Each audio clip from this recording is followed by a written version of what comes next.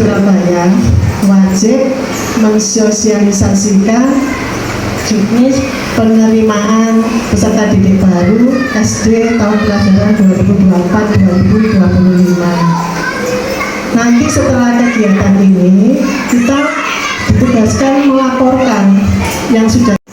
Nah, ini dasar hukumnya yang kami harus sampaikan ke panjenengan, karena semua lembaga TK harus mengadakan sosialisasi ini ke wali murid agar wali murid tidak merasa bingung atau kalau ada kesulitan bisa koordinasi dengan lembaganya saja, karena SMA itu kewenangannya provinsi. Jadi kami hanya dapat juknisnya dari TK sampai ke SMP. Karena kebetulan kita lembaganya TK, berarti kita PPDB-nya ke sekolah negeri, ke sekolah dasar negeri. Ini tujuan dan asas PPDB-nya objektif, transparan, dan akuntabel. Jadi semuanya dilakukan dengan online. Kalau dulu kan kayak ada beli bangku, ada gitu-gitu ya. Sekarang semuanya online, jadi transparan. Nama jalur zonasi. Yang kedua, afirmasi kategori inklusi. Kalau zonasi itu kan jarak rumah ke sekolah. Kalau afirmasi kategori inklusi itu kalau putra-putrinya panjenengan memiliki itu apa? Kebutuhan khusus.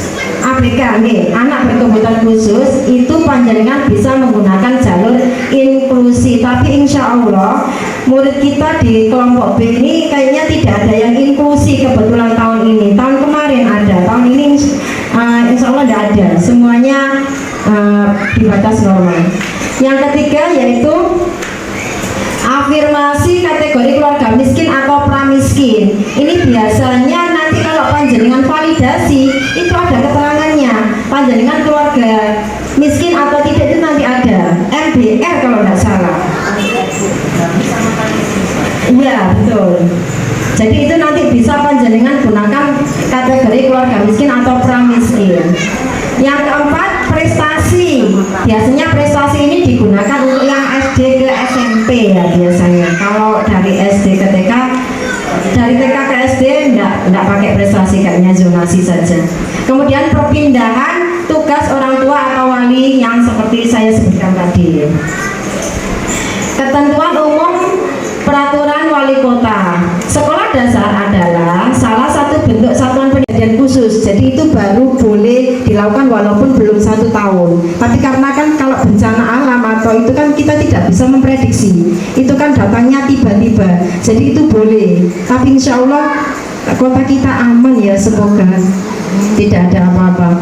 Dalam penerbitan SKDK wajib dilampiri dengan dokumen sebagai berikut: surat pernyataan persaksian dari 2 orang yang bukan merupakan keluarga calon peserta didik baru, yang menyatakan calon peserta didik baru yang bersangkutan bertempat tinggal sesuai dengan alamat pada SKDK paling lambat 1 tahun sebelum diterbitkannya SKDK sesuai lampiran.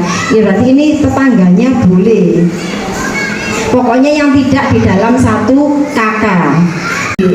Jadi persyaratan usia sebagaimana dimaksud nanti ada sendiri usia dari SD, nanti saya paparkan juga. Ini persyaratan umumnya.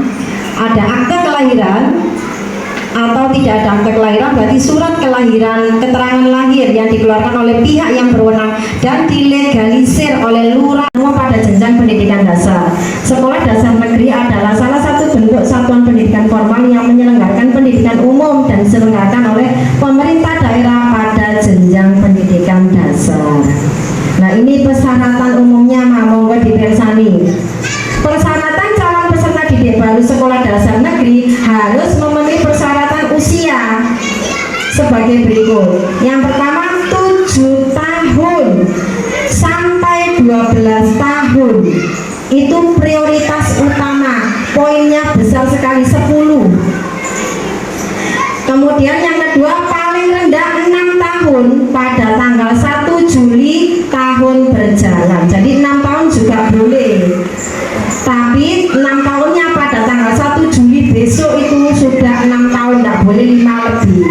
Kalaupun 5 lebih biasanya harus pakai itu tes psikologi. Ini ada lampirannya dari dokter. Sekolah memprioritaskan penerimaan peserta didik yang berusia 7 tahun sampai dengan 12 tahun.